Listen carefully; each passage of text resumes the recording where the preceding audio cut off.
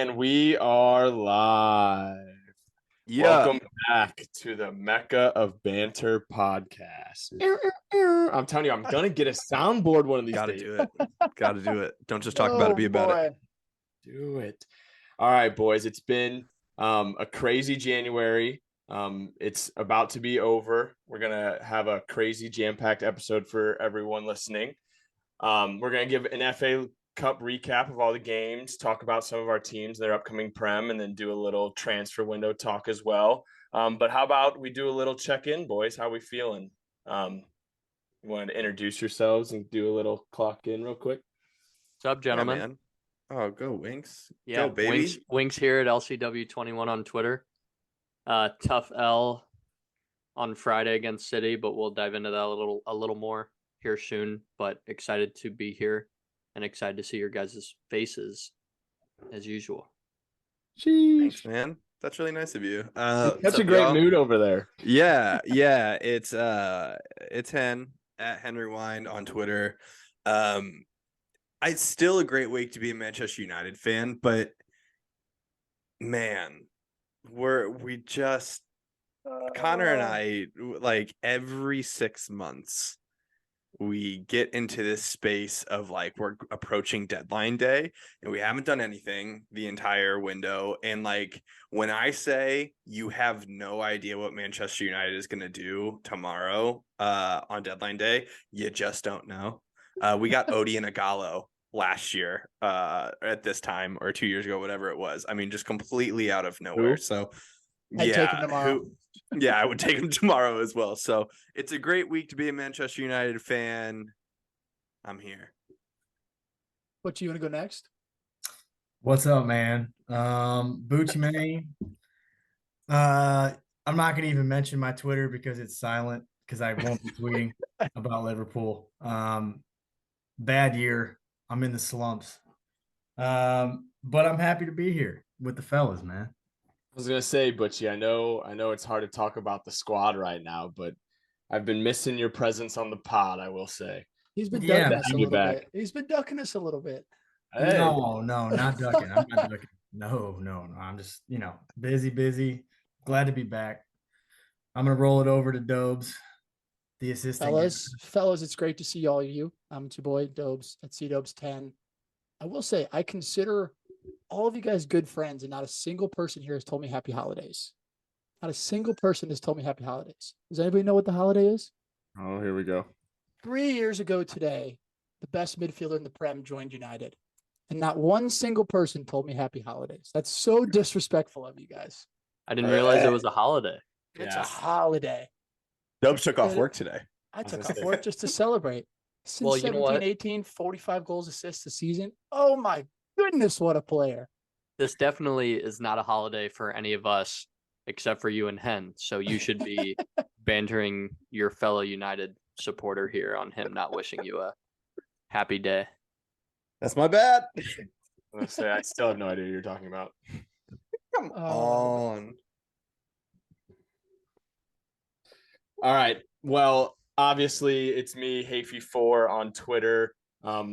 I wanted to get right into the FA Cup recap, and I thought it was hilarious that I was the one that was bringing that segment in because Chelsea is out of the FA Cup. So you guys can take it away and give recaps on how your team's played. So, yay. I think we got to start Winks. We got to start City. Yeah. City Arsenal. We have to start City Arsenal. Yeah, that's fine. It is what it is. Finally takes an L, and he's like, oh. Yeah, just down in the dumps. No. I'm actually very level-headed about all this. But yeah, so we fell out of the FA Cup on Friday against City on a very well-composed Nathan Ake half volley in the 64th minute. Great finish, to be fair. But overall, especially taking into account the lineups, I still believe we were the better team.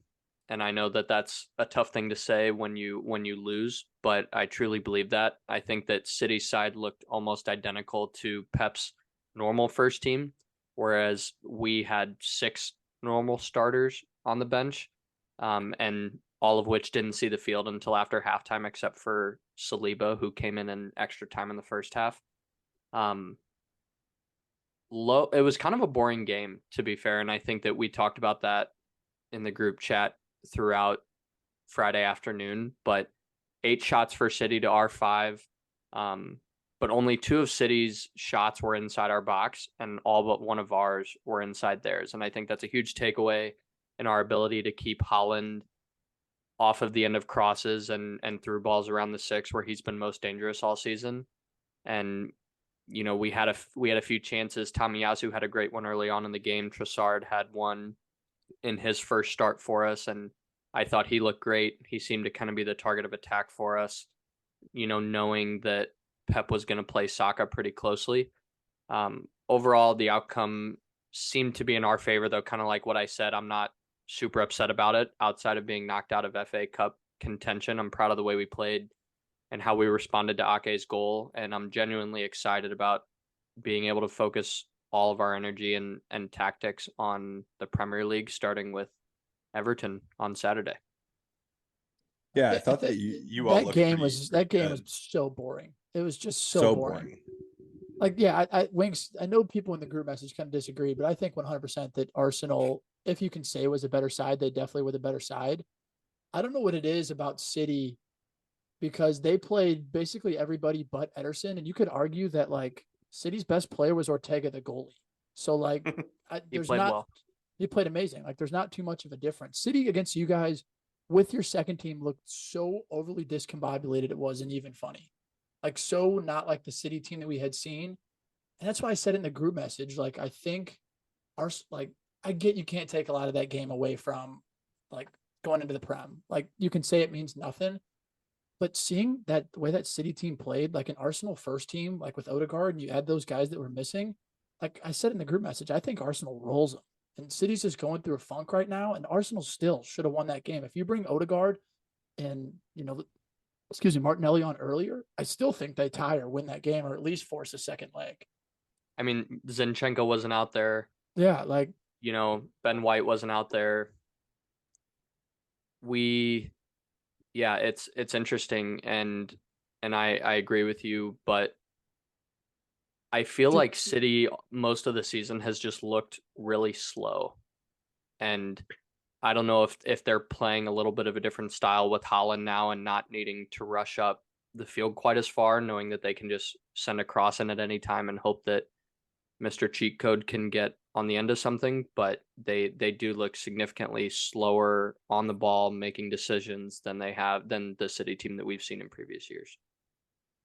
Just feels like there's like trouble in paradise with City. Like, I mean, obviously Cancelo went out the door today, who's been like a staple of that City team for the last several years. Cancelo goes to Bayern, and it like comes out today that, you know, he had a huge blow up with Pep, you know, in training like last week about not playing or not starting that game. It just feels like there's some stuff going on. You know, I don't know what's going on with Phil Foden. Kid doesn't see the field anymore. Like, he was like a starter. He's been doubtful week. The last, yeah. But I mean, still, like, he's on the bench for 90 minutes a game, doesn't see the field. And it just feels a little odd. You know, City was super boring, and, you know, Winks, to your point of saying like, are wondering if City's changing their play style. Yes, is the answer. They are changing their play style. I'm just a little bit surprised it's taken this long for us to like really see it. And, you know, it's never a good look. I mean, I do remember, like, you know, not that we'll really ever have to debate Messi or Ronaldo ever again, but I do remember, like, at the height of those debates, whenever people would talk about how Ronaldo scored like X amount of goals, and he's like, yeah, he put in 5 against North Macedonia or whatever. Like, it doesn't count as, like, you know, this big game. And you start to like potentially start to look at Haaland this year, even though he has a ton of goals. If he is just absent, like he was against United in that second game, depending on what he does against you all, Lucas, like in the second half of the season, if he just has an absolute stinker like he did in this past game, like you start to maybe develop this reputation of scoring a lot, but not when it really matters. And that's a weird thing to consider, knowing that he has 24 goals this year. Like it just feels like it's an oxymoron. But statistically, they're worse this year than they were last year. Statistically, goals expected, they're worse. Points expected, they're worse. And it all stems from so much of City is about control. So much of how Pep likes to play is control. And they control the ball pretty well. But how they play in the final third, they're so used to Foden as a false 9 and KDB sliding up to make that flat line of 4. When they're in around the box, they still can keep the ball and don't have to play those high risk passes into your Haaland to try to finish it. So when they get to the final third, they're almost trying to force that high risk pass, which previously they didn't have that Haaland to finish it. So they're still definitely adjusting. This is one of those, like we're talking about Pep Guardiola. We're not talking about David Moyes. Like he's going to figure it out. But at the same time right now, they're definitely going through that transition of how do we play with Haaland because they're not there yet. Like before the season, let's all not be naive. Like we didn't say that this City team is going to be the best City team that we've ever seen. Like we all said that. And they're not because they're definitely still adjusting.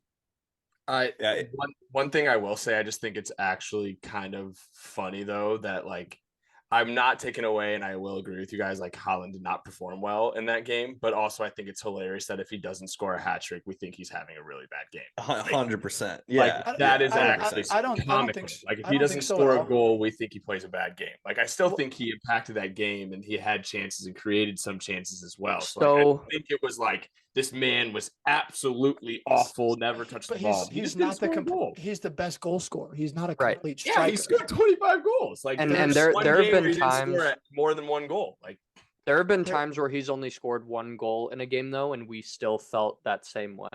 I still feel that way. Like Harry Kane can do every single thing that Haaland can do. Haaland can't do everything that Harry Kane can do.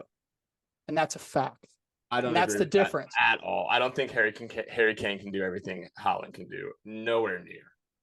You mean just you're score? delusional. No. You're delusional. You're delusional. Hold on.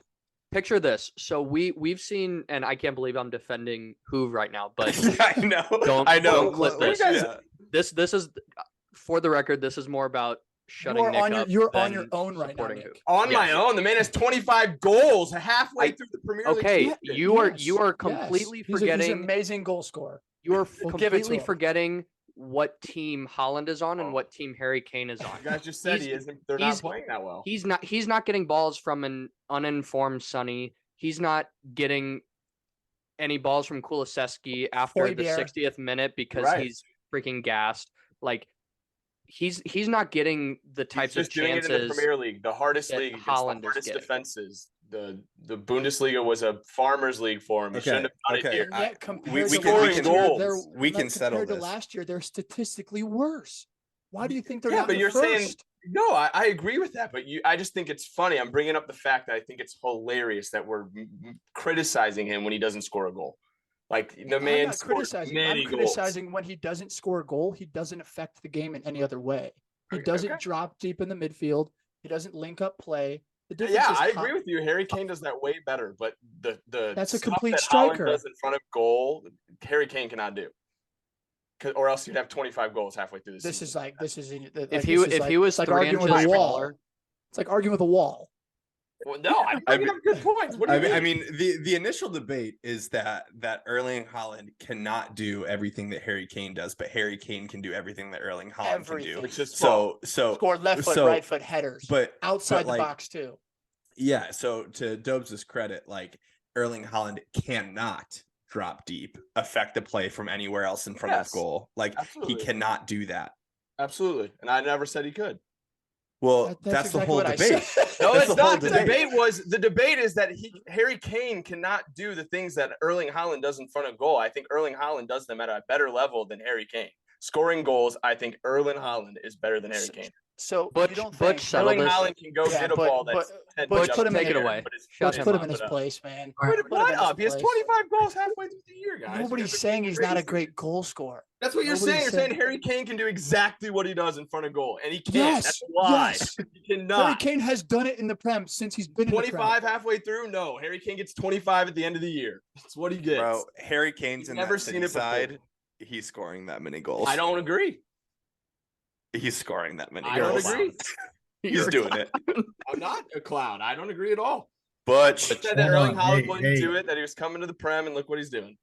Hey, let's stop the cap. Oh man, we said this was going to be the Okay. best City team in the universe in the history of football, and they're in second. All right, I'm gonna keep Yeah. it short. If I had a, I'm gonna pretend like I even had a checkbook. If I had a checkbook at Longford High School, okay, my boss said, "Here's a blank check. You can sign one of the two for your team." I am undoubtedly choosing Harry Kane. Undoubtedly, because I agree that he does more. He does more in the like Dobe said, like the complete aspect of a, when you think of a striker, you think of a 9. He can do everything.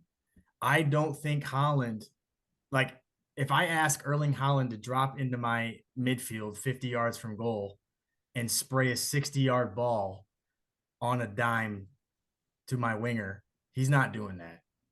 Harry Kane's doing it. And then Harry Kane's getting in the box and he's scoring left foot, right foot, header. I mean, dude, I would choose Harry Kane. I think the That's scary fine. part That about it is is, fine. and this isn't even ragging on Haaland. Haaland is young. This is what I mean. Under Pep, Haaland's only going to get better. Yeah. Mhm. Like Yeah. he's only going to get better. He's going to learn to be able to drop in. He's going to be able to learn to do these things. He just can't do it yet. Like No. by no means, Haaland is at a rate. If you look at the rates of Alien. when Freak of Ronaldo nature, and what people say. Messi and all those guys were younger, Haaland is scoring at a rate that's greater than anybody in the history of the game has done. Ever. Exactly. Something But Harry he's- Kane has not done. But Harry Kane plays. Harry Kane. You're plays- making our point Hold forward. on. No, you're making the pay for me. No. Haaland is We're not- better than Harry Kane scoring goals. Hold on, dude. Harry Kane plays. We're in saying a- he can do He that. plays in a We're saying he system can do that. that is so. The system he plays in at Tottenham is so disheartening to watch. Yes, I agree. Nobody's If going to you- score if that you many goals put- on such a counter, specific team. If you put They Harry want Kane the in other team to have City- the ball. Dude, if you put Harry Kane in Manchester City's 9, Wouldn't be doing what Haaland's doing. bro, I dude, think that I City promise would you, be better. Harry Kane would be. I don't scoring- disagree with that. I Yeah, do because- not disagree with that. That is not what I've been arguing. Winks, I don't know why you guys are doing that. That's not what I was arguing. Are you guys not understanding what I'm like saying? Like No, In not front at Our of all. listeners, our listeners aren't going to understand either. yes, they will. I think it's hilarious how many comments we're probably gonna get for me on my side because you guys are destroying Haaland what and is- saying what that is your him and Harry side? Kane are. We're not are- destroying him, bro. Nobody's destroyed. Nobody's You just said that they're equal. You said Harry Kane and Haaland in front of goal. That he can do the exact same thing. That's He a can lie. do more. That Nick, then man. have him score 25 goals. What? I can't. We I'm need not going Hoof over the here. same argument. Let's go to the next We one. need Hoof here so bad. Holy cow. I think who would agree with me? He thinks he's a No, freak of oh, nature. I Guys, think all you're- Can I said say he one more really- thing about the Arsenal City game before we Yes, move please. on? Trossard looked awesome. He looked I- like he fit in that side so easily. To be honest with you, like I think that there are some times when I look at players, that don't play for Arsenal, by the way. And I look at them and I'm like, man, they're an Arsenal player. They just are. Like I don't know, some part of me like still feels that Tyler Adams might go to Arsenal at some point just to like sit in that CDM role. When I watched Trossard play, I never got Arsenal player. Never. It just wasn't something that crossed my mind. He played 66 minutes in this game and he played like not even a half against United. That kid is an Arsenal player. He just fits in perfectly to the system. Martinelli's got some competition for sure.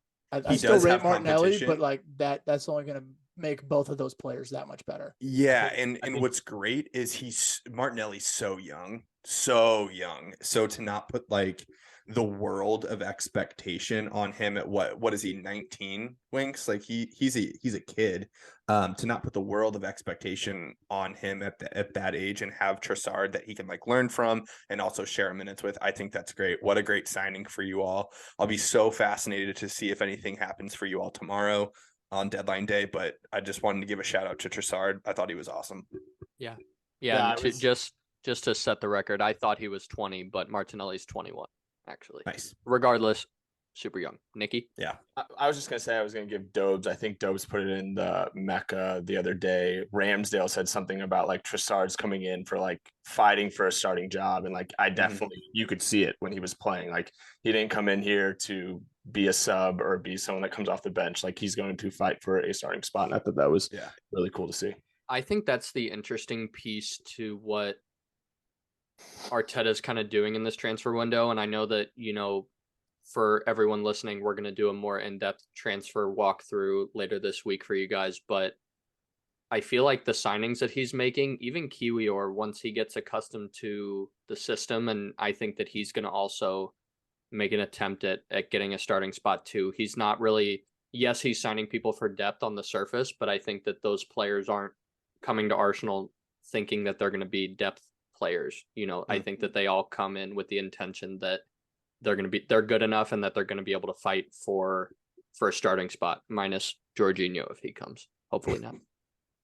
That would be such a weird signing. So it'd be a weird signing, but it very much could like inject new life into his career. I mean, obviously we all have thoughts on him at Chelsea. It wasn't so long ago that there was debates on this podcast about Ballon d'Or shouts for Jorginho, but he was playing good. Arsenal fans all day today were posting that. What did he finish, like 4th or something like that? Arsenal Third, fans all day. Arsenal fans all day were like, it's weird, bro. number 3. But it could be a career revival kind of thing, and I do believe that that Arteta would have him play very differently than Potter or Tuchel had him play. So we'll see. But How so? I think how so? Yeah. I just think that the system's entirely different. So with Chelsea, like just from a fundamental like breakdown of system, like they do like a really weird like 5-3-2 most days or 5-2-3 most days, and that's just like very counter, or it's just really different than how Arsenal plays. So I think from minute one, from minute one, I think it's just different. So like Jorginho will like typically when he's at his best, he'll pick up the ball off the back 4 and then like make a pass forward or like sideways, whatever. But it's not depending on him to be the all or nothing player that like dictates everything for the entire game. So you get someone like that to rotate with Xhaka, and Jorginho's not going to make as many like runs forward as Xhaka does, but like he can still like occupy the same space and pick up the ball off the back 4. It may not be such a bad rotation player, and I don't think Jorginho would go in and give Xhaka a run for his money, but Jorginho's also not going to go into like a top 5 team in the world at this stage of his career. I think an Arsenal move's a really great move for him.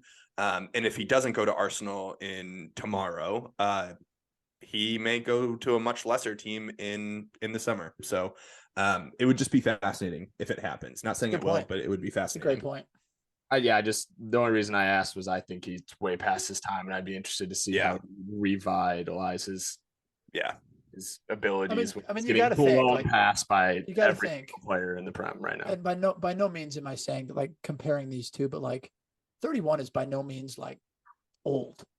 Like look at Busquets, look at other defensive midfielders that like a career change in the right system and just getting away from Chelsea could potentially do him good. I don't know if Arsenal's that move, but like I still think there's a player there. It's just absolutely.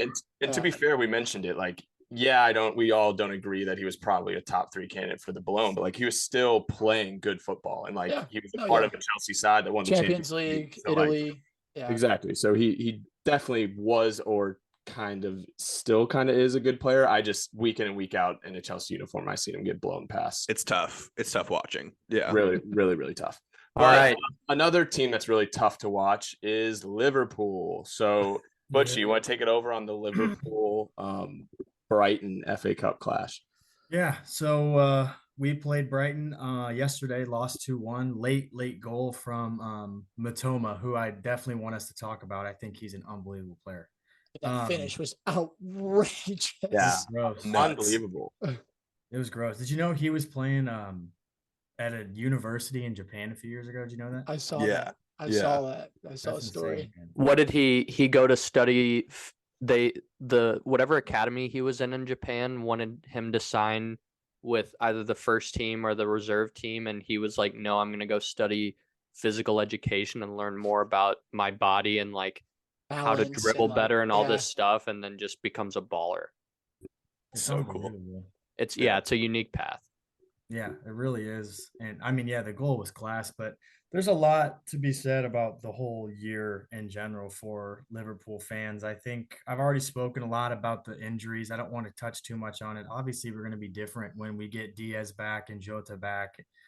They're going to help revitalize our front line, no doubt. Young, 25 years old with pace, but I think this is just it's a year where I've been thinking a lot about this, and I think like you understand what I mean? Like we won in the last 3 years, we won the Champions League, we won the Premier League, we won FA Cup, we won the Carabao Cup. Like we won everything, but have we finally hit that, that part where Yes, you maybe have. this team Yes, just you can't have. really do it anymore? Like we got to Bro, get. how good does it feel to say that? Dude, it's amazing. I've been waiting so long for this. Yeah, but but you guys, I mean, I got to be honest, and I don't think you guys are going to disagree. Like you watch this course team not. play, it's nowhere near the heights that we're used to. And it's weird to say because there's a lot of world-class talent in the squad. So that's why it's tricky. It's like, what is going wrong? Is there something like, is Klopp, is he getting burnt out? They clop out. No, I'm saying, is he getting burnt out? Like he's been there 8-9 years. I know, good and question. I'm saying clop It's out. a good question. Is he, are the players just not responding to him like they were in the past? Is it kind of hitting that point where maybe a lot of the guys who've been there throughout his whole tenure, guys like Salah, guys like, Van Dijk's been there 5 years, Robbo's been there 5, Trent 5, like they've been there a long time. So it's like, are they just not responding to his motivational, psychological skills anymore? And it's just something to think about because it happens almost at every club eventually, like Jose Mourinho at one point was one of the best managers in the world. And he won the Premier League with Chelsea. And the following year, they were 16th at one point and he got sacked, right? Yep. He just lost the dressing room. Things weren't the same.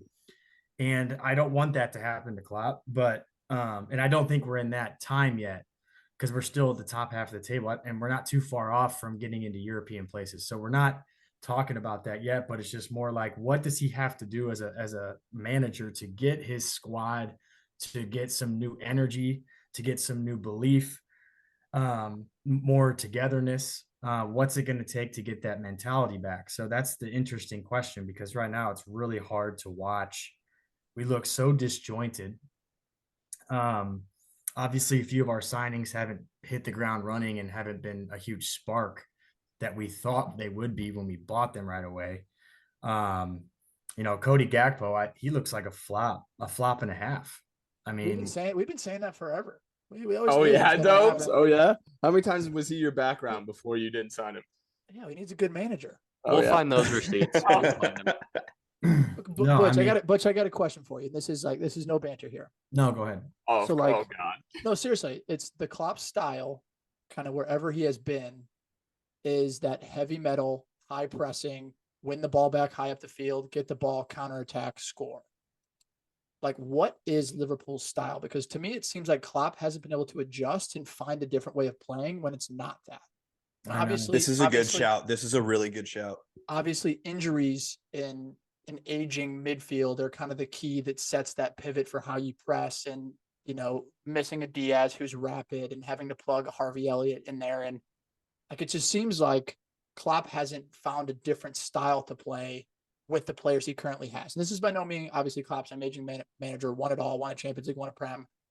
But like, I think that's where he's fallen short, is he hasn't found a way to adjust with the current team he has, whether it be sit back in and hit on the counter. Like, we just don't really know what Liverpool are doing right now. And I think that's the biggest issue, is it's kind of like Chelsea at the same time. Like, when you see them play, you don't really know what their style is right now. Mm-hmm. I've always said that a great manager is one that can adjust when times are hard. I mean, Dobes, you and I have had to do it with our team, and we have to make adjustments, and a lot of times, luckily for us, those adjustments have worked. But with Klopp, I think right now, to be honest with you, I think the heavy metal, in my honest opinion, the heavy metal is not working because they are aging. Yeah. Look at Fabinho. That's my prime example for all of you. That tackle yesterday. Oh, That was 2 bad. years ago, Fabinho was unbelievable. I mean, watching him, he was like, he would break down so many counters against us, and then he would start the counter again. And his ability to retain possession and his decision making was fantastic. Now he looks like he's just lost. He looks like he can't get around the pitch anymore. He can't make the good tackles, not the stuff we saw yesterday. And I look at that and I'm like, man, like we don't have the legs. Salah's 30, Thiago's 31, Hendo's 32, Milner's 36, 37. It's like we don't have the legs to do this anymore. So what do we do? Well, my honest opinion, I think Liverpool needs to focus on becoming more of a possession style team and kind of do what City's doing and really just ball retention, control, create overloads in the wide areas, try and get your wing backs forward and try and make something happen. I don't think this whole press and counter press is going to work. It's just not, they don't have the legs. You brought up a really interesting shout with Jose Mourinho at Chelsea winning the league and then getting sacked the next season. I'm also in the camp that does not think that Jurgen Klopp is going to get sacked. I just don't think so. It means too much to Liverpool. Yeah, it would just be weird. It would just be the weirdest Not thing. for a CPG signing. But the thing is that every era of coaching, every era of football comes to an end. And I'm not talking about the Ten Hag quote at the beginning of the season saying that he's here to disrupt the era. He did call it though. He did. But specifically what you're saying, Butchie, of that heavy metal counter press, really high pressing system, that was the system for the last couple of years. And we saw that they won it all because, that was the system that they played. But now you're looking at the teams that are dominating the table. It's very different than that. It just is very, very different than that. We watched City and Arsenal, even though it was a boring game, two of the best teams in the Prem, the two best teams. So, statistics wise, had a slugfest at 1-0. Do you remember the Liverpool City games over the last 4 years? No matter when they played each other, it was 2-2, 3-2, 4-2, 4-3. It was high scoring games because it just was that chaos. I just think the system, like you mentioned, Butchie, is just coming to an end. And if they don't adjust into that possession based style, they are going to kind of stay where they are in the table. They're not going to be able to make a run for anything. So I do think that they really need to change their system, and whether Klopp's going to do it, I don't know. The team, to me, from an outsider, it just reeks of needing a different perspective on the team. Fresh. Just yeah. And again, I'm not in Klopp out. No, I don't care either way. But I just think that they just need a fresh look of things. You want them to stay so they keep playing bad is why. Hell yeah, baby. Well, I will say, last thing I'll say is every coach has a philosophy and you want to stick to your principles. So you're at the halfway point of this season, but I did talk about you have to be able to make adjustments and you have to be able to fix the adjustments to make your team win. So I think his biggest focus, he needs to get through the rest of this year by making those adjustments, and they may have to play a little bit different. And then he doesn't have to throw away his heavy metal philosophy. That's him. That's what makes him him. He can get new guys, hopefully in the summer, if he can get some backing and bring in some young blood, bring in some fresh legs to where he has the ability, because you have to have the players capable of carrying out your philosophy. If you do not have the players, you will not have success. It's just plain and simple. Right? It's not simple. It's okay. It's just plain and simple. It's the same thing. If I wanted to do that with my team at Lafayette, if I wanted to play this heavy metal, I can't go out and recruit people. I have to, whatever I have, right? If I don't have the players to be able to do that, no, we're going to do it. We're going to make some tweak some adjustments. We're going to do it a little bit differently. We're not going to go balls to the wall. we're going to get gassed. We're going to lose games, right? Mhm. So you have to be smart about what you do.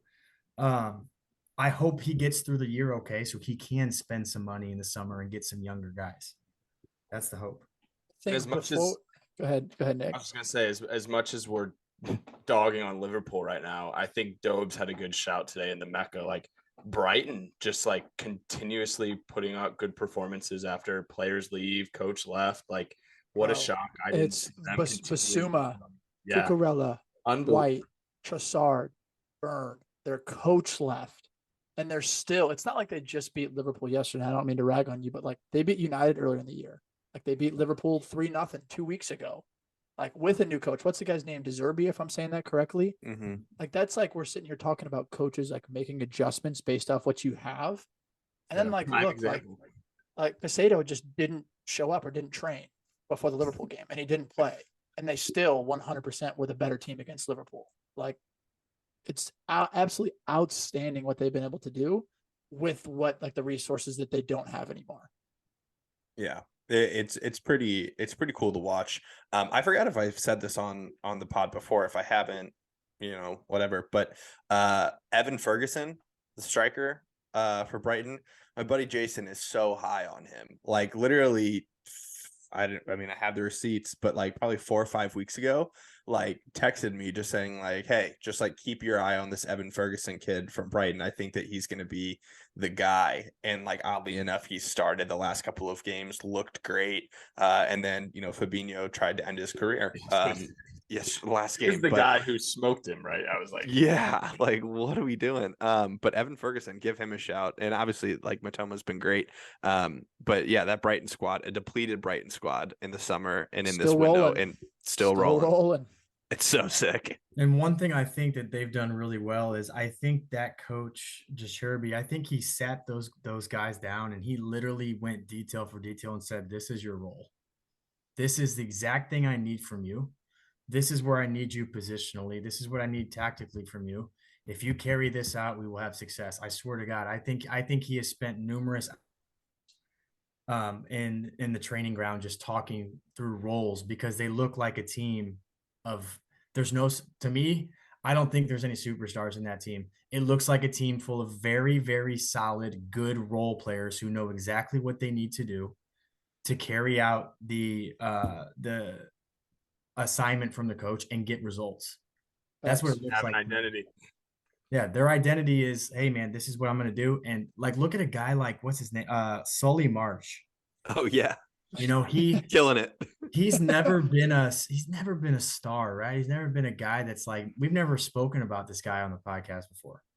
But the last few months, I mean, since the new manager came in, like he just looks revitalized. And I think it's because this coach opened his eyes to a role that suits him and suits like his skill set. And you're seeing him cut inside and hit bangers top corner. You're seeing him beat guys one-on-one. You're seeing him make these great third man runs. I'm like, wow, this kid's like, he's good, but we never saw that before, So Brighton 4 goals, 4 assists, averaging a 7.4 rating, which is ahead of Casado, Matoma, everyone else except for McAllister in that team. Yeah, that's what I'm saying, man. You get a squad full of great role players, you're going to be solid, man. Oh yeah, 100%.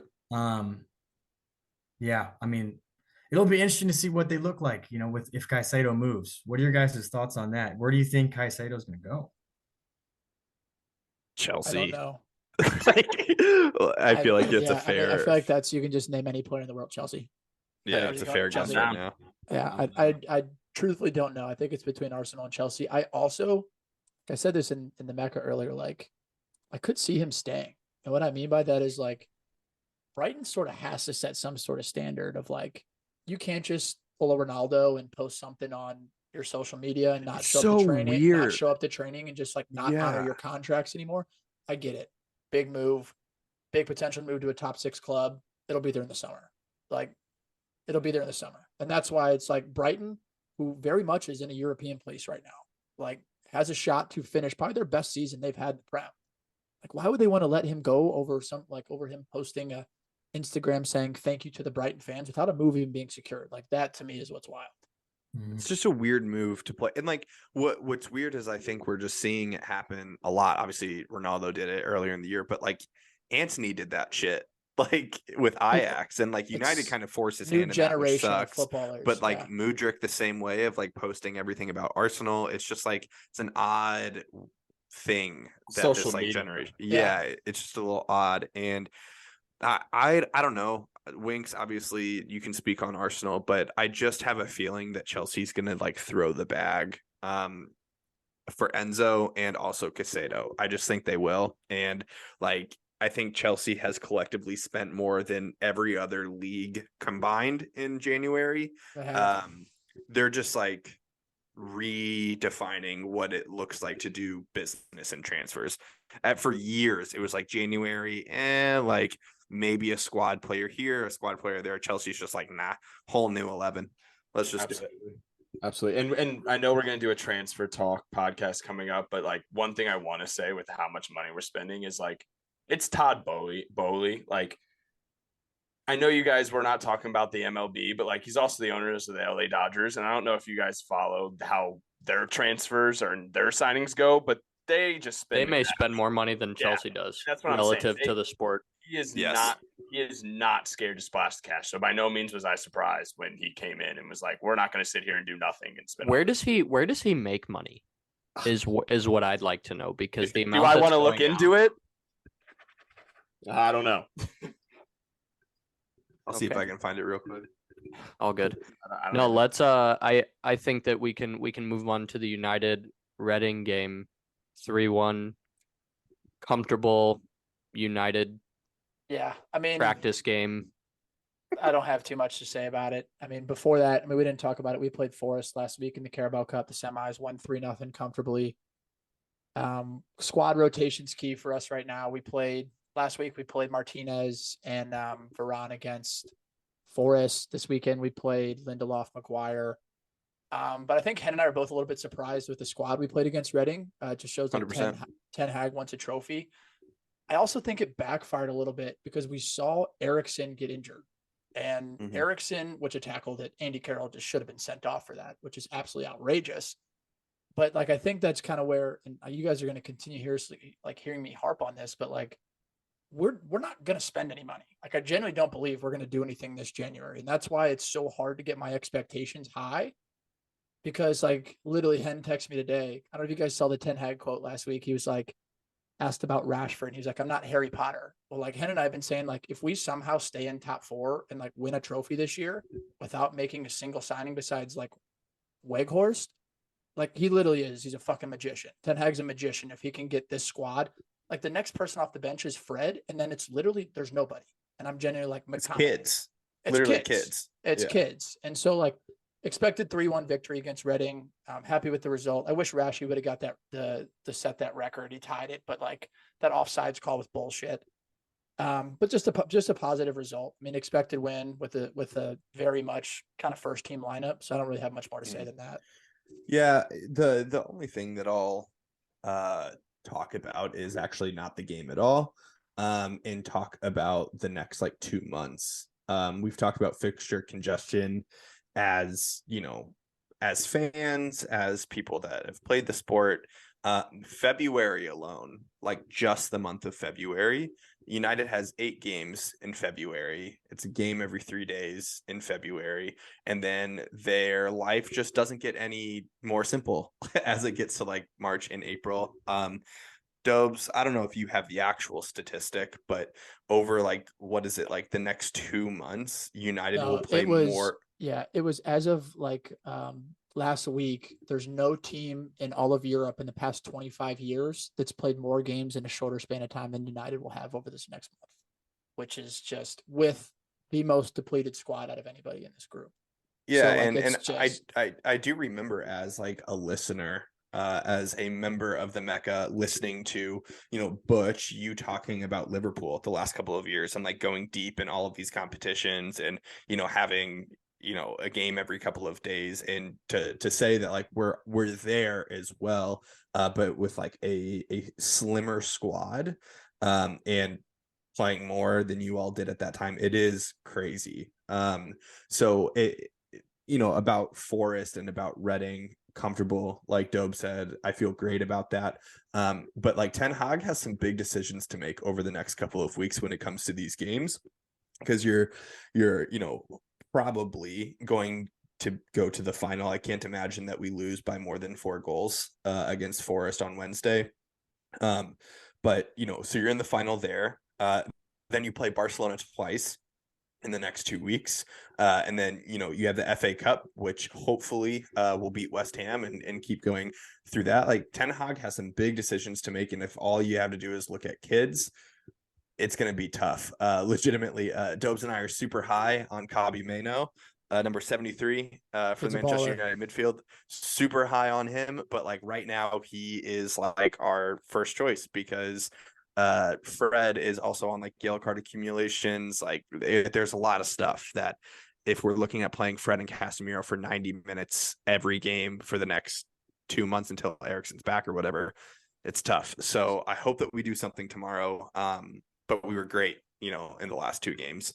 Bummed, like you said, that Rashford didn't get that goal. I was bummed as well. Yeah, it's the squad rotation is key. And I texted Hen this today. It's like you almost have to just take each individual game, one game at a time, because like we genuinely don't know. Like again, our first 11, Bruno and Cassie, when they've started together, have never lost. So like those 2 guys are extremely important. As long as Cassie stays healthy, and you saw just drastically how from the Arsenal game to when he hopped back in against Forest, just how much of a fucking different team we are. Like holy shit, it's night and day. But like we always say, it's like you drop off to McTominay. It's like it is what it is. Well, I think we'll cruise again on. I hope we get some rotation. I hope we play some of the kids on Wednesday. But then it's right back into the Prem to where, like I said, if you ask me right now, would I rather have a trophy or top 4? I'd probably say top 4 because I think that's more vital to our success in the future. And giving Ten Hag a top 4 spot allows our new owners to come in with Champions League football to attract the top talent that we need to get a Ten Hag style. I mean, we get Sancho back. Anthony actually has looked halfway decent these last couple games. So like things are positive, but I think that I've been saying the same thing. It's like we can't get too far ahead of ourselves because with how many fixtures we have, like you just never really know what's going to come. It's so much. I mean, sure, but could we win the Europa League? Could we win 3 trophies this year? I mean, yeah, it's definitely possible. But at the same time, is it likely? No. I think we get 1 top 4 successful season. Ten Hag's a magician. He is Harry Potter. On to the next one. I think we're going to see the true cultural shift that Ten Hag has brought when they play Barcelona, because Barcelona is the best team in the world right now, or one of them. Absolutely. I mean, if you look at their stats, I got it pulled up right here, fellas. They have played 18 games in La Liga. They're 5 points clear of Real Madrid at the top, and they've only given up 6 goals in the entire season in La Liga. 6. That's the best defense in all of Europe, and it's not even really close. Yeah. So it's going to be really interesting to see. Like, obviously, Ten Hag I think is a phenomenal world-class coach, and he has shifted the culture. We'll see how legit everything looks when they play against a team like that, because I don't even know if some of the teams in the Premier League have been putting up some of the statistical numbers that Barcelona have. It's quite frightening how good they are. So that'll be a fun 2 legs. I think the last thing I have to say before we can move on to United is I did kind of joke earlier, but like January business, like the best January signing in my opinion has been Bruno. And Nikki, you might want to close your ears like when I say this, but like before Bruno, like the most goal contributions in a calendar year for a midfielder was Lampard. The most goal contributions in the Premier League in a single season in all competitions was Lampard. Most goals scored in the Premier League by a midfielder, like most Premier League player of the months was Harry Kane. In the very first year that Bruno Fernandes was in the Prem, he shattered all of those. And so January business can be key and switch a season around. And I just hope that our lack thereof it this year doesn't come back and bite us in the ass like I think it's going to. Yeah. It's gonna be close.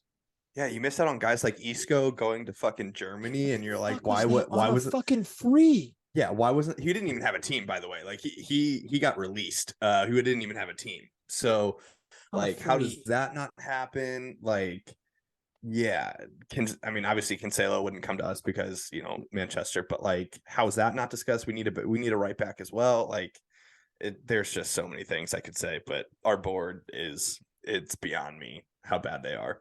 I think before we move on, I think what could save your season, in terms of like you guys were talking about having depth and having some quality is when is Jadon Sancho going to come back? When are we going to see him? Wednesday. Okay. That's my guess. Wednesday. Yeah. There was rumors he was going to play Saturday Against Reading, yeah. Against Reading. Came out that day that he wasn't in the squad. But I bet you it's Wednesday. I do think you guys will think we're crazy. I think we have to give a shout out. I'm a big Weghorst fan. Like, I'm a massive Weghorst fan. He has come in and his work rate has been fucking outstanding. If he gets some chances, like, he may score, but his work rate is fucking double what Martial's is. Yeah, it's just nice to see. It's such a random, obscure player. No, 6'6", just. As we transition into the upcoming Premier League games, I did want to mention you brought up Dobe's amount of games played for United is a lot. I feel like a lot of teams have been that way for the past couple of years, and I think Jake brought up a good point, especially with Chelsea. In the past 4 years, I think we've played the most games out of any Premier League team. But it just comes back to the whole World Cup thing and the injury list. But I think that's a great transition to the first game I wanted to talk about, obviously, since we haven't been talking about them because you guys have been talking about the FA Cup and we're not in it no more, is Chelsea. We play Fulham on Friday. It is the first game of the weekend. And the reason I have Reece James on is he's projected to play in that game. I'm super excited for that. We have a couple of guys coming off of injuries. Ben Chilwell supposedly is going to play. Reece James is supposedly going to play. Trevor Chalobah supposedly is back as well. João Felix is back from his suspension. So coming into this match, I'm really intrigued to see this starting lineup from Potter. I think this is kind of now where I'm going to start being critical of him. I think for the past couple of months, we've all been talking about you can't really judge him on what he's been dealing with and who he has. But now I think he's had a couple of weeks under his belt. He has a lot of players now, some players coming back. And I'm hoping we see some sort of consistent lineup from here on out and hopefully some type of identity in our side moving forward. So I'm super excited about this upcoming game because I also think Fulham is no joke. Obviously they're ahead of us in the table. So I think it's like we have to win this pretty much. So I'm very excited to see how Potter comes out with this game. This is where the pressure turns on because you guys haven't played since the 21st. It's the first time we've had a week break and like that's what I mean. Like back when I was like kind of saying that you can't like rag on Potter, I didn't realize that like you guys didn't play for that long. Like you guys actually have time to train and like form somewhat of a system. So this could be sort of that. I mean, as a Chelsea fan, this has to be like the first time in forever you're a little bit excited to see what's coming. Absolutely. Because this could be that like start of a run to make the second half of the season here. Because now truthfully, the pressure is on Potter. Because if you're saying these guys are back healthy, pressure's there. No results, then there's criticism. Isn't this Zhao's third game? Like, is he not back for this game? Because isn't it a 3-game suspension with the red? This would be his third. It is a 3. Yeah, so this would be his third game. So he's not back yet. He'd be back for your guys' next game. The article I'm reading from football.london says he is. I don't know why. Trust the journalists. No, he's suspended. He's suspended. I'm on FOTMob. It's under injuries. It has him suspended. Okay. Well, regardless, I still think some of the other things that I named. I will tell you, my eyes will be glued to Mudryk. Yeah. And if I'm Graham Potter, there's no doubt in my mind I'm starting this kid from the off. He's starting in my team. $100 million signing. We saw his cameo. Kid's got disgusting pace. Oh my God. He is so fast. And like, unleash him. We mentioned Trossard and his kind of hunger to come in and kind of make an impact to it for a team. On the Chelsea side of things and like Chelsea's YouTube and our Instagram and all that stuff, he is grinding. He's putting in extra work after practice. He's the only one on the pitch. There's like videos of him, like it's pouring down rain and he's taking free kicks by himself. in practices, he's hitting as hard as he can shots during the one-on-one drills. So like, I'm super excited, and hopefully a pro's being a pro. Yes. I will say there's only one minor detail that I need to add in there, and it's terrifying for Mudryk. He's playing Timmy Ream, bro. Yeah. He's our God and Savior. Yes, sir. Love Timmy Ream, bro. Praise be. He's got the best hair in the league.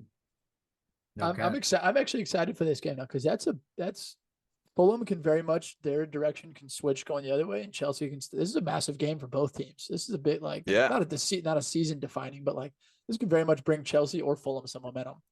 Yeah, this is if we drop points this game, I'm going to be upset and like actually be pissed off. Like these last couple of games have kind of just been like, oh, we're injured. We're trying to get in the swing of it. Now it's like, all right, let's do something. And we actually have to start progressing in the right direction. Yeah. It would also be like terrible for your take on you're not scared of Fulham at all.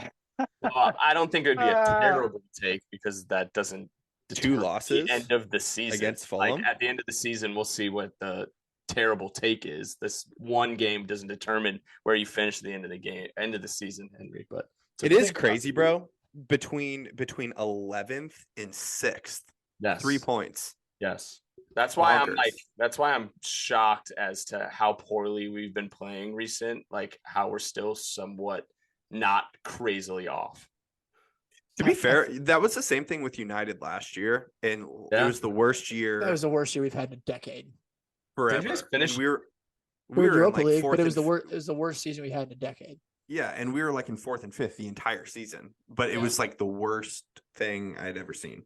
I think that before we move on from Chelsea quick, I think he hasn't been getting shouts because of how good some other center backs have been, like Thiago Silva at 38 years old. Like, oh my God. Awesome. He's a freak. Rolls Royce. He's just one of the best, definitely one of the best in the Prem for sure. Absolutely, dude. Nick, and I think that is a big reason why like Henry, like we signed so many defenders because that's someone we're gonna have to try and replace, and like it is so hard to replace someone like that. He's very good. Quality. All right, the other game wanted to bring up as well. Another Chelsea boy just got recently fired from the manager spot. Is Everton versus Arsenal on Saturday. Everton's coming with a new coach. New manager bounce, baby. Let's go. I was gonna say, I'm all in on it. What are we thinking? We thinking that new manager motivation does enough for Everton to take some points away from Arsenal?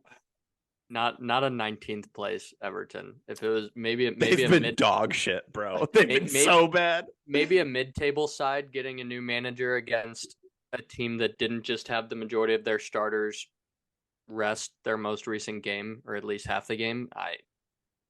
No, this is going to be a bloodbath, I think.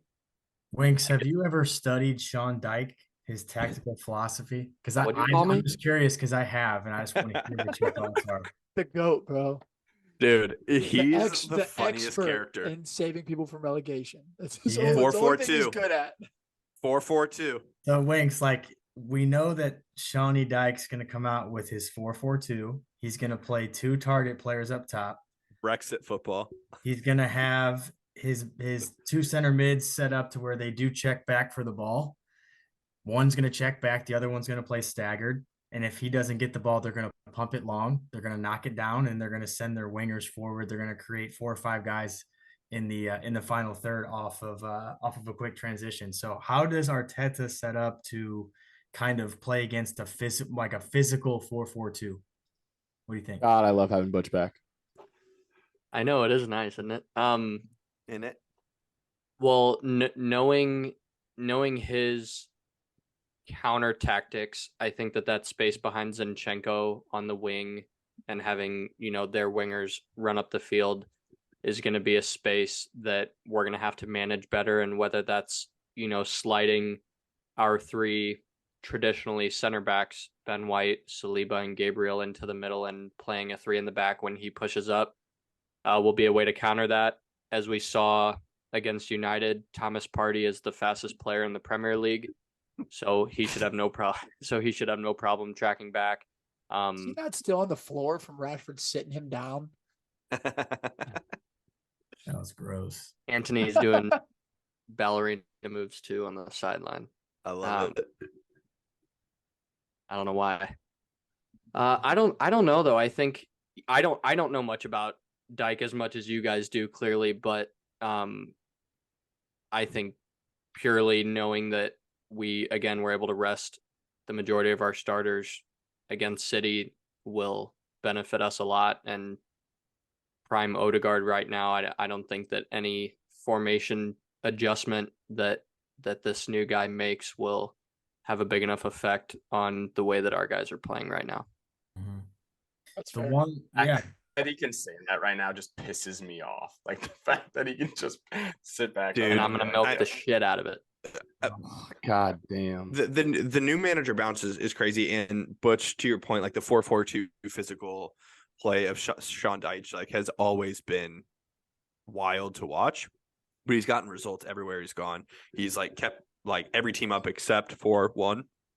But Everton is in a bad state at the current moment. They also just apparently lost their star boy for 45 million. I was just to Newcastle. That was going to be my Anthony next Gordon. statement. This is Like the most overrated guy in the Prem. so weird. Such a weird signing. Fucking Ellen DeGeneres. Dude. I think he's overrated, but I don't think he's bad. Like I think he was definitely good on Everton, like one of their better players. And like him moving to Newcastle, I think is a good signing for Newcastle. For 45 million, I don't know. I think he's still a like U21 player. He reminds me of Alanka. Yeah, what's interesting is I think Everton tomorrow is going to be one of those teams that like comes Saturday. And again, we're recording this on Monday, but like I think Everton, they were linked to Gallagher. Like they may make a bid, so he may be with them on. I don't know if he'll start, but like he may be with them. I do think Arsenal cruises, but like if there's kind of one manager you want for like one game to kind of muck it up, I hope that Arteta and him like get into it because they're just the most like fiery polar opposite like styles of play that you can like have. Thankfully, Arteta's always been cool, calm, and collected on the sidelines, so I don't never doing any antics or anything like that. Couldn't be my manager. It'll also just be the funniest thing to see, like Arteta's like beautiful hairstyle and just like tan skin, whatever, and then Sean Dyche just like big burly, like bald head, like it'll just be so funny to watch. Kind of bald, kind of ginger, like whatever it is now. And it's a representation of how they play football too. So yeah, I mean, it's just bad. Winks, the one thing I think you should be a bit not worried, but just like a little concerned about is like when you get a new coach, obviously you're going to get some belief instilled in you if you're a player. Like you have a new guy coming in, you have new ideas. I think that place is going to be absolutely rocking on Saturday morning. I think then the atmosphere is going to be nuts. Like the fans are going to be wild.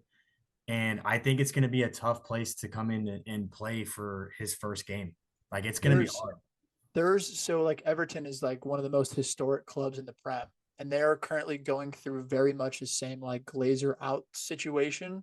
Yeah. At Everton, like the fans have been protesting, the fans have been like rioting, the fans have been doing that entire thing, and again, Lampard goes like instead of the owners. So I think that environment, Butch, that's a great point. That environment is going to be nuts. It's hostile. The only thing I'll say to that is if I don't think it's going to have as big of an effect as you think, because we just played Tottenham away most recently in the North London derby, and we handled that fine. And if there's one stadium that is ever going to, give me a little bit of jitters playing away at, it's going to be our rival, Old Trafford. Tottenham. Huh? What? Yeah, shut up. So I really don't think there are many other teams outside of Tottenham Hotspur Stadium that are gonna. That's fair. Concern me, and if we can on his high horse, guys, against, we're not gonna get him off. Say what? He said, "You're on your high horse. We're not going to get you off." Yeah, nobody's getting me Arsenal's winning. There's no. They're gonna lose. They're gonna lose, and all of a sudden Winks is gonna be busy next Monday night, and he's not gonna. He's not gonna be on the pod. I am not Butch. Don't you dare. Wait, hold up, man.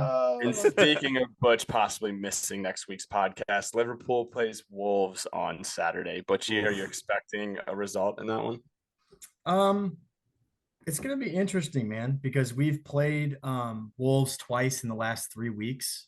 We had to replay an FA Cup game that we drew the first game, and then we won 1-0 away at Wolves. We did win, and we're back there at Molineux tomorrow, or I'm sorry, this weekend.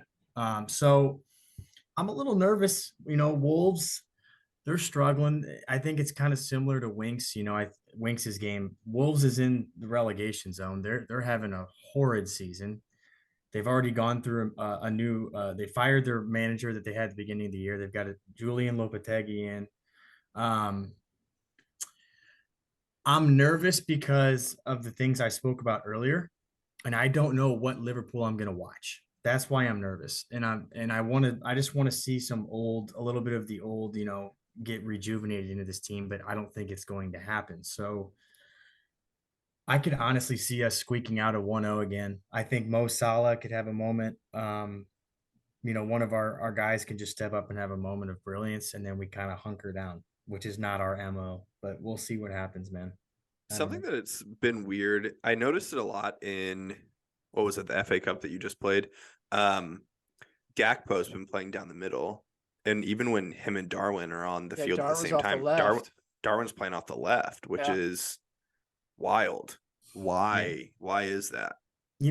One thing I don't like about what I've seen from Gakpo is like when he plays in the 9, he offers us no vertical runs that are going to be effective, and they're not going to scare the back line. Does that make sense? Like he's not gonna, like, the thing about Darwin, he may have missed a lot of chances and you guys have trolled him for. The dude is rapid. Yeah. Absolutely rapid. He's going to go vertical, and then the center backs are going to be sweating a bit. They're going to be like, okay, he just burned me once, and now I got to be extra cautious. Now I got to drop 3 to 5 more yards to play it safe. And that just gets them all out of sorts.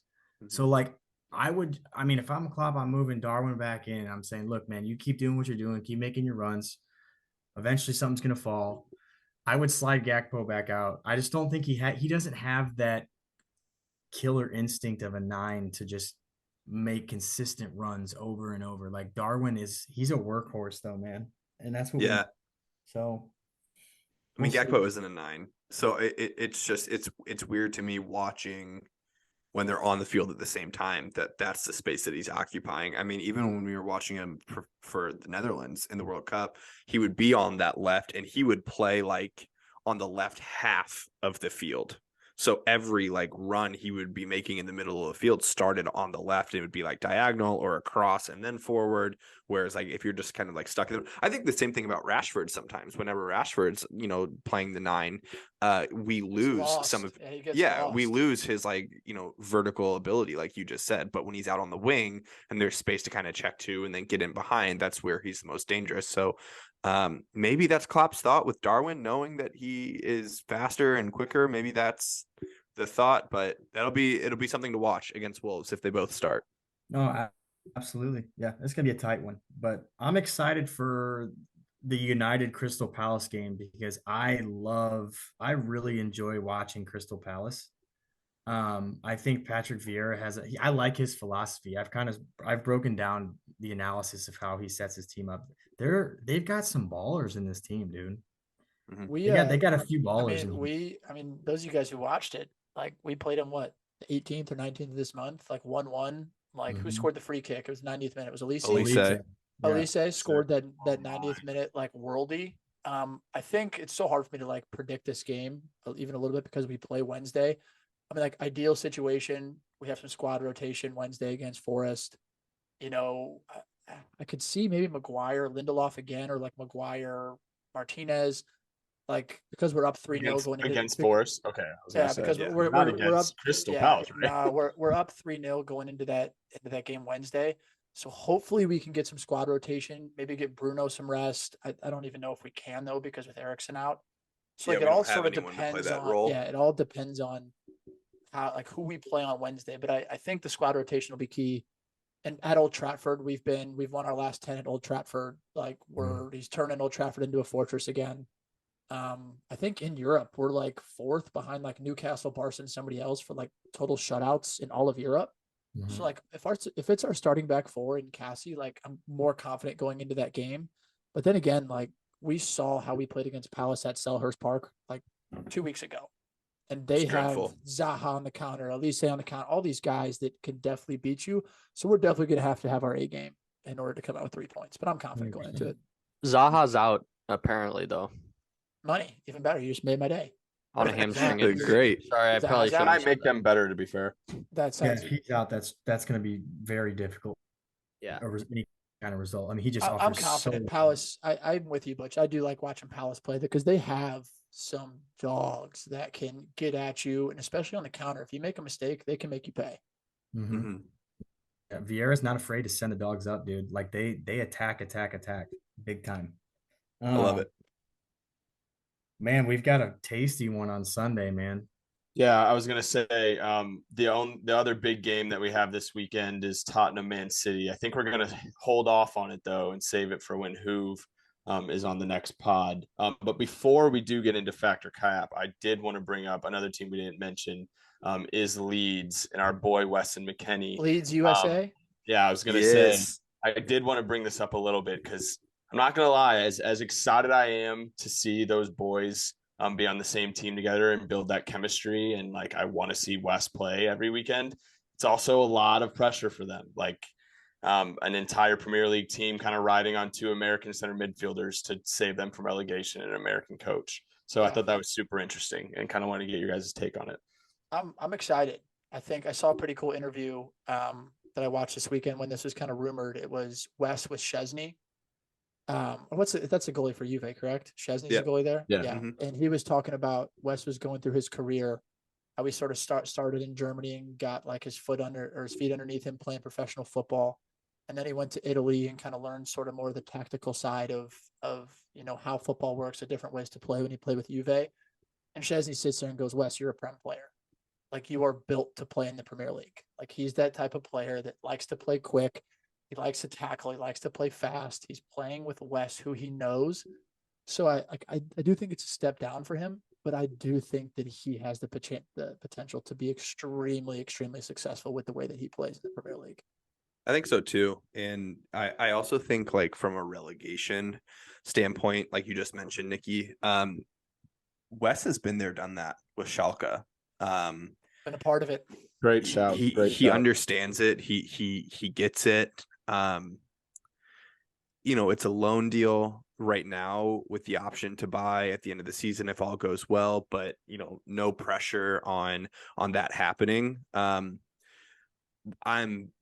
bitter as all get out about him going to Leeds. Not saying that United was ever in for him, but we brought it up on the last pod, but like they got handed that 15-point deduction or 12-point deduction or whatever, which means they needed to like liquidate some players, and any like football club with like 2 functioning brain cells would have gone after some of their midfield players because they have such a surplus of midfield players. And United didn't do it. They could, the loan fee was at 1.2 million. It's less than Veghorst. So being able to do that in a role that like United desperately needed sucks ass. But I think that going to Leeds, I think will be great for him. Step back in terms of pedigree. Leeds is not Juventus. However, the Prem is ahead of Italy in terms of like the overall competition. You have guys, Nico Zaniolo from Roma is being linked with Bournemouth right now for 30 million, which is the most random transfer I've heard of. Keylor Navas is linked to Nottingham Forest. Yeah, guys just want to come to the Prem. That's just what it is right now. So I'm stoked for Wes. I think Wes and Tyler together will be great, but I echo that nervousness for the Americans in the middle and Jesse Marsh. It's going to be bigger. It's going to be bigger than just Leeds going down. It's going to be the focal point of the conversation is those 4 collectively. But I am stoked to watch him week in and week out. I already watch Leeds every week, and it'll just give me that much more reason to watch it. Love it. I think his first game at Ellen Road, like the Leeds crowd is nuts. I think his first game at home, I'm pretty sure that's against United because we play them back to back. I was about to say it's on Wednesday. But I think we play them at home and then back to back we play them next away. Gotcha. Yeah. So Wes you against get Wes Cassie. twice. Let's go. Wes against Cassie. Let's go. It'd be awesome. Yeah. All righty. And last but not least, our favorite segment of the Mecca Banter podcast. Butchie, take it over for our fact or cap of the day. I will say it's good to be back doing this, man. Woo, woo. And I'm gonna make it a little bit different and unique today. Look at you. Look at you. So we obviously Will Haaland score more than 40 goals? My bad. For the consistent listeners, that's a joke. So obviously we just hit the halfway point. So I'm going to give you all 3 choices. You have to select one. So essentially you're saying the other 2, it's a cap. But the one you choose is your sure winner. Okay. Who will be your Premier League PFA player of the year at the end in May? Erling Haaland, Martin Odegaard, or Bukayo Saka? And Saka's not even close. What? Yeah. No. Bro. I'll go so fast. I'm going to say Odegaard. Hen's like, there's not a United player in that top 3. Rashford is clear, Where's bro. Marcus Rashford? No, Where's Marcus Rashford? No. Before you guys answer, like I wrote this down on my thing here. Like I chose, so obviously like it's gonna be hard for a team like United to push for the title. It's gonna be hard for Tottenham, like all those other clubs that are around the 4 or 5 spots. Newcastle. It's gonna be hard. Like it's gonna come down, I think, to us two. Like those Arsenal City games they're gonna dictate what's gonna happen. Like so Odegaard. I don't know. These 3 guys pop in my head. I just can't believe you threw Saka out the window like that. Like he's had a great year. Don't get me wrong. Let's say he scores. Let's say he finishes the season. I was about to say 13 goals, 13 assists, and they win the league because he has 7 right now. Butch started the sentence with we're halfway through the season, so we can pick who. Like right now, for me, it's Odegaard clear, as I would hope it is, minus Nick, because he's on Haaland's wiener. But Nick's going to debate Harry Kane. Common sense. I think okay. Odegaard. I think the only way that Arsenal win the league is if Odegaard's their best player. I think okay, so I'll expand on the Saka thing because I'm just going to make a statement, and Winks, you can argue with me all you want. I think Odegaard makes Arsenal tick a lot more than Saka does, like a lot more. And I think Saka is incredibly well-rounded. That is not a slight to him whatsoever. I think he's hard a to starter. hate Saka. Yeah, he's a starter in the England team. He's such a gem. Yeah, I mean, I think that's generally the role that a central midfielder plays versus a winger anyways, regardless of, whether we're talking about young player of the years or whatever. Center midfielders just naturally have much more of an impact on the game because they get on the ball more and, distribute a lot more than a right wing would. So I'm in agreement with you there that both Odegaard makes our team better, but also not to knock Saka, dude. The answer is Haaland. The correct answer is Haaland. But why? It depends on how you guys determine your player of the year. If you pick it off of the best team and the best player, then by all means, you guys can take Odegaard. But that's the same thing that happened when Liverpool won and Jordan Henderson won it. We all disagreed that he shouldn't have won it. Haaland is doing something we have never seen before, ever. And if he scores 50 goals, he deserves player of the year. So that's what 50, I think. 50 goals. Yeah. And they finish second. Yeah. I think worse than last year. Yeah, I think he deserves it 100%. He's player of the year. They've never seen it before. That's a good shout. It is a good shout. It's something that's never been done. You can't deny that. It's just factual. It's never been done. Yes. I will just have such a hard time believing that if Arsenal goes on to win the Prem, it won't be Martin Odegaard. Oh, I agree with you. And barring he gets hurt. You know what I'm saying? I think if Arsenal wins the Prem, he will win it. Do I think that's right? No, because I think Haaland will have the crazier season, break the record. So are you picking Haaland?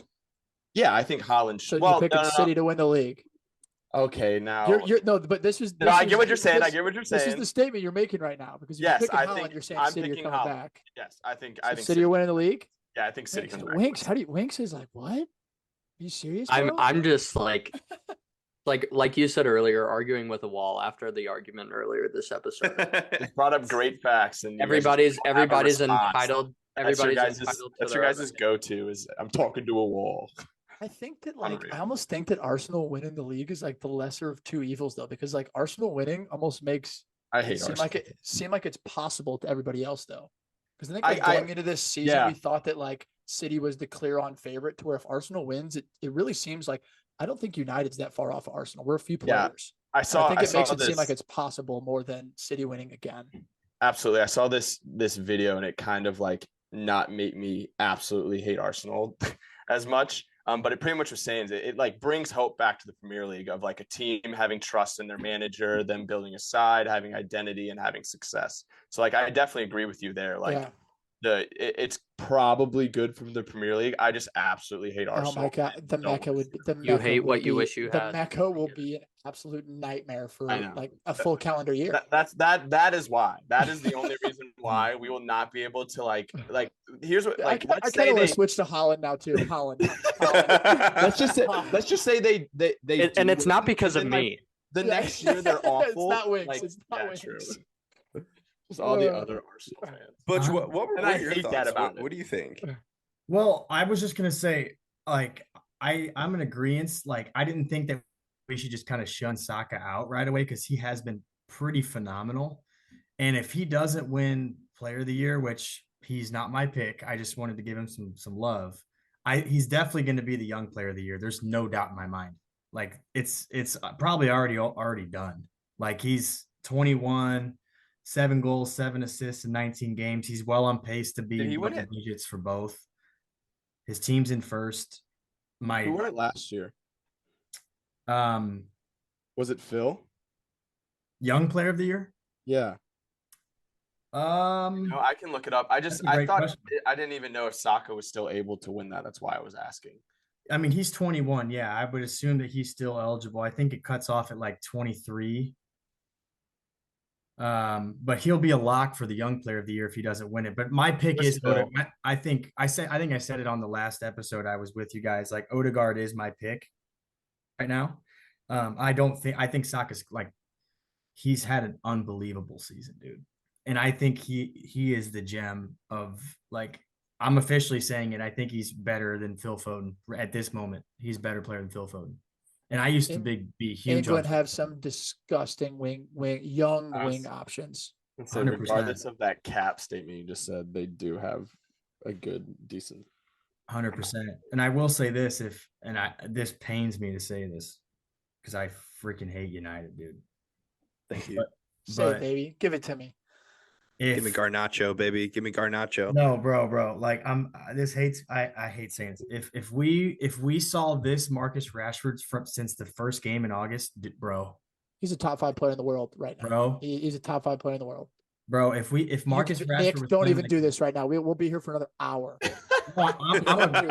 I'm agreeing with you. I'm saying like if Marcus Rashford had started the season like he's playing these last didn't score. games, he's player of the year. Bro, he's player of the year. If he would have done that since August, because he's disgusting, bro. I have nothing but good he things. can end as player of the year this year? What's up? Is there any scenario that he could end player of the year this year? Absolutely if you guys not. win the title. But that won't happen. I'm sorry. I just don't. They have to make up. Arsenal's Far too much. Arsenal's got a game in hand. If they win that, they would be 14 points clear of United. I mean, that's a lot. It's way too much. We've seen Arsenal collapses before. We have. Yeah. I'm still waiting. Yeah, for but it. Yeah, but if they collapse, you talked City's about gonna be that better. being right That's at the also when they beginning of weren't the new playing in- year, Budzo. So But the new year. And here we are. The new year is technically like halfway through the season, but this year it's a little different. So it could just be starting. It's gonna be our boy Sean Dice this weekend starting it. Bro, That would be so sick. it'd be so sick. All right, fellas. So we all got Odegaard and Nick's got Haaland. All right, Yes. I'm gonna mark this down. I'm writing this down because I'm going to ask you again at the end of the year when those the short list gets released. I'm going to ask you guys again before it comes out. Absolutely. And Haaland has like all 40 goals. those three players aside, I will say that I'm excited to see, because obviously we are halfway through the season, so we have a lot more games to watch. So it'll be cool to see what other players kind of start to come alive in this back half of the season. And there's still a ton of time for things to happen. People get hurt, teams fall off, whatever the case is. So I think that we're in for a fun second half of the season, starting with the end of the transfer window tomorrow, or sorry, 2 days from now. But I will say that that on Friday we're going to be recording an episode where we almost exclusively talk about the transfer window, grading our individual teams, talking about key transfers across the league. And until then, Nikki, go ahead and sign us off, baby. Yeah, I was just going to say, I wanted to mention, I think we're kind of in for a crazy 24 hours. We're recording this the night before transfer window is closed, and I think we are in for a treat. So next Friday, as Winkleman said, we're going to kind of do a deep dive. I love Winkus. Sorry, Winkus, baby. sorry, Winkus forever. We'll do a bigger deep dive into those transfer targets, because Chelsea spent the bank. But as always, follow us on all of our social medias. Listen to us on Spotify, YouTube, Apple Podcast. And you know what? Leave us a comment. I want to see comments on some of our stuff. Start some banter with us. I haven't been able to let us know what you want us to talk about too. Like if there's anything that we're not talking about, let us know. Hey, we're the Mecca of banter. We want to talk, boys. Come on. Probably tell you fuck off, but still do it. All right. Cheers, boys. Cheers, fellas. Cheers. Peace.